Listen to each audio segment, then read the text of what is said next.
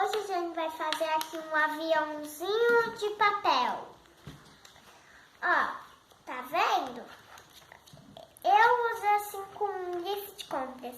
Pode ser qualquer papel grande, lista de compras assim, tá? Então daí a gente rasga aqui a folha. Rasgou aqui, espera.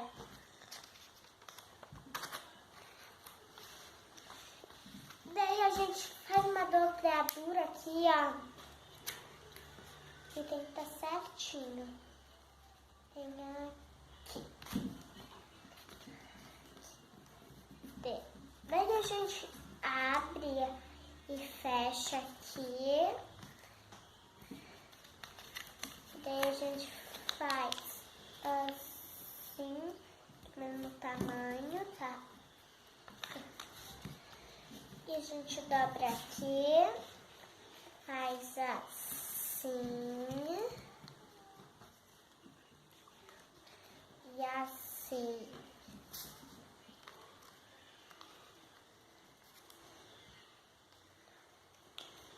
E daí virou, ó, um avião. E se tu quiser desenhar, pode fazer também. Porque, olha, tá vendo que aqui tem um espaço? Então dá pra desenhar também. Tipo, eu também vou desenhar. Vou lá buscar o lápis. Não vou pintar, tá bom?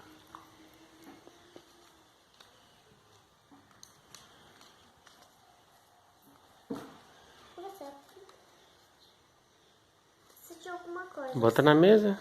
Isso, em cima da mesa. Ah, já vai estragar? Não, depois você dobra de novo.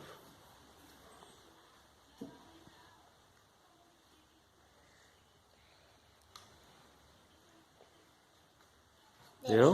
Mostra aqui o desenho. Ah, desenhou um bonequinho. Muito bem. Joga o avião agora.